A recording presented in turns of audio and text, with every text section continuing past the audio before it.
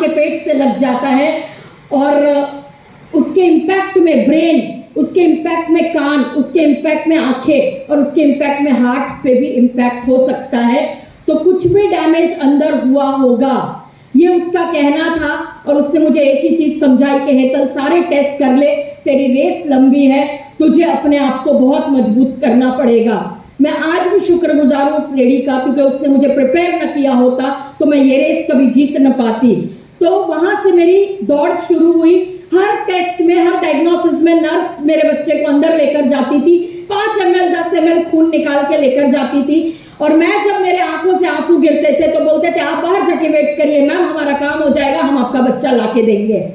What on the earth is this? ये मेरा बच्चा है, ये कोई ऑब्जेक्ट नहीं है, मेरे इमोशंस है, मैंने 9 महीने इसको पाला है। बहुत डेंजर सिचुएशन, एवरीडे फाइट। और फ्रेंड्स, अब वो चीज मेरे आंख के सामने आई थी कि अब क्या करना है। अब आपका बच्चा अंडरवेट है, we have to do 2 surgeries, we have to do multiple surgeries, but the problem is we cannot give anesthesia. हम आपके बच्चे को बेहोश नहीं कर सकते, हमें जो भी करना होगा वो करना होगा लाइव। यानी उस बच्चे की जो 4 महीने का भी नहीं था, 2 से 2.5 महीने की उम्र थी और उसकी पहली सर्जरी लाइव हुई। ये हट्टे कट्टे आपको दिख रहे ना, ऐसे 10-8 लोग मेरे बच्चे को पकड़ते थे और डॉक्टर सर्जरी करती थी और पूरा बच्चा रो रो के खत्म हो जाता था, सो जाता था, थक जाता था और फिर डॉक्टर मेरे हाथ में वो बच्चा दे देती थी। और मैं एक माँ बस खड़े रह के ये सोचती थी कि क्यों किया मेरे बच्चे के साथ ये सब क्यों किया। मुझे नहीं चाहिए बच्चा, मुझे नहीं चाहिए औलाद, मैं पूरी जिंदगी सुनने को तैयार हूँ, मैं पूरी जिंदगी समझने को तैयार हूँ, पर इस बच्चे को इतनी तकलीफ मत दो। First life surgery, second life surgery, third normal surgery, fourth surgery, fifth surgery, sixth and seventh surgery before the age of 5 years।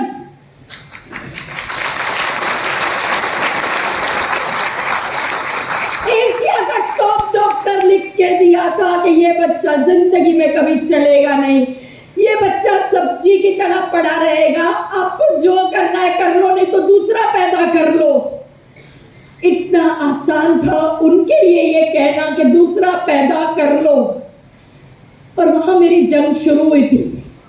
Friends, जिस डॉक्टर ने मुझे कहा था कि जिंदगी में कभी चलेगा नहीं, 1.5 साल की नॉन स्टॉप फिजियोथेरेपी करा के, ऑक्यूपेशनल थेरेपी करा के, सेंसरी न्यूरल थेरेपी करा के 1.5 साल के अंदर उसी डॉक्टर के केबिन में पैदल लेके गई कि ले बटन ले, तूने मुझे इंस्पायर किया। If you would not challenge me, I would not bring the child today standing, walking. तो वहां से वो जंग जीतना शुरू हुई।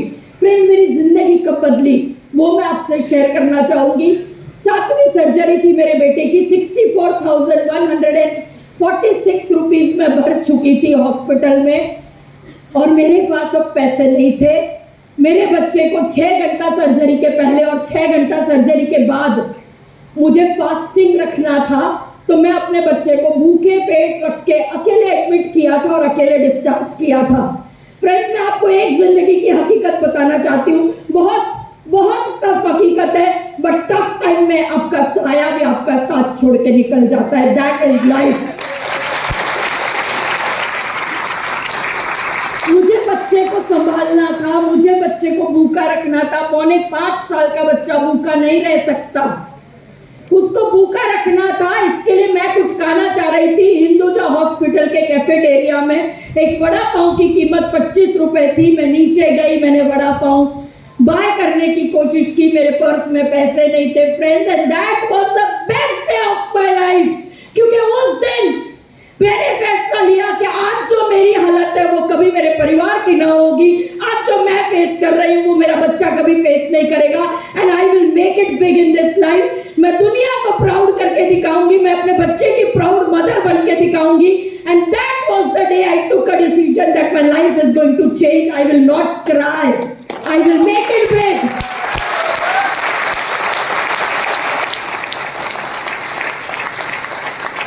और वहां से मेरी जर्नी शुरू हुई। मैं ऊपर वाले को कह रही थी कि कुछ तो रास्ता खोल दे मेरे जीवन में।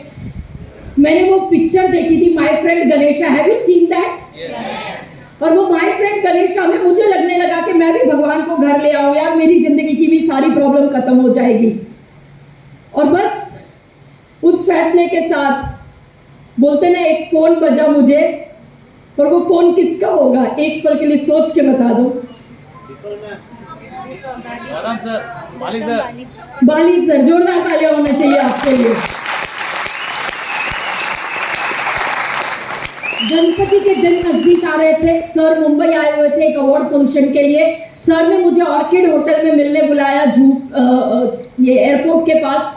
मैं सर को मिलने गई, सर ने मुझे प्लान दिखाया, स्पाइरुलिना नोनी सारे प्रोडक्ट दिखाए, और सर ने मुझे इतना ही कहा कि बेटा मुझे नहीं पता कि इसका रिजल्ट आपके बेटे पे क्या मिलेगा, बट आप जरूर इसको ट्राई करिए, आपको कोई परेशानी नहीं होगी, आपको कोई नुकसान नहीं होगा।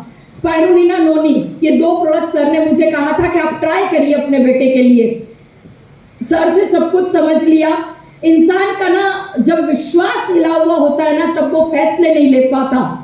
मेरा विश्वास हिला हुआ था, पैसे की कमी से मैं एक नौकरी करने लगी थी, पैसे की कमी से मैं एक नौकरी करने लगी थी, और वो भी मैं एक नेटवर्क मार्केटिंग कंपनी में नौकरी कर रही थी।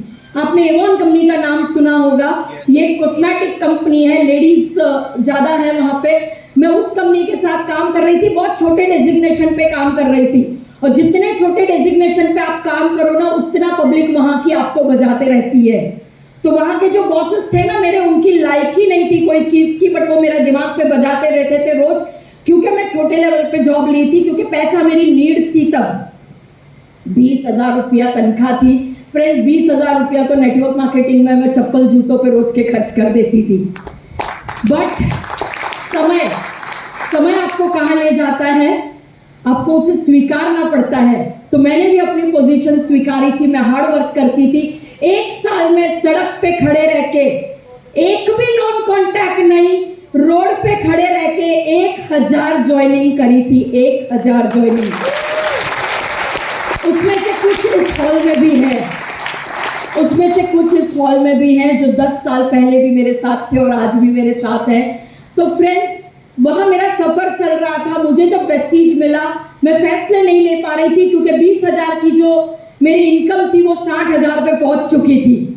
60,000 रुपया एक ऐसे व्यक्ति के लिए बहुत मायने रखता है जो अपने बेटे के ट्रीटमेंट पे खर्च कर रहा है। तो मैं बहुत शांति से वो जॉब कर रही थी, बट आई वांटेड फ्रीडम। मैं रोज वो बॉसेस को झेल नहीं सकती थी। मैं आजाद पंछी थी और मैं आजाद पंछी की तरह जीना चाहती थी, बट जिंदगी चल रही थी। जब मैंने वेस्टीज का प्लान देखा, मैंने सर को खाली इतना कहा, सर कोई ब्रोशर होगा, लिटरेचर होगा, कुछ होगा, वीडियो ये वो मुझे भेज देना, मैं आराम से आपको रिप्लाई करूंगी, मैं सोच के बताऊंगी, मैं घर में पूछ के बताऊंगी। कमजोरों के यही जवाब होते हैं। तो ये मैंने कहा था और मैं घर चली गई और मैंने गणपति बप्पा लाए। फ्रेंड्स, गणपति बप्पा लाने के लिए भी पैसा लगता है, उस साल पैसा नहीं था। जो औरतें साड़ी में छुपा के रखती है, आटे चावल के डब्बे में रखती है ना, वो पैसा सारा ढूंढ ढूंढ के गणपति बप्पा को लाया, सादा रवे का प्रसाद बनाया, और 1.5 दिन के बाद विसर्जन, और विसर्जन के बाद आदमी कहाँ भागेगा? नौकरी पे। 2 दिन की छुट्टी बोले तो बहुत बड़ी बात हो जाती है नौकरी में, तो मैं नौकरी भाग रही थी। ऊपर वाला कैसे आपको चीजें देता है, वो ध्यान से समझने की कोशिश करिएगा। मेरे को एक फोन बजने लगा, बहुत फोन बज रहा था कि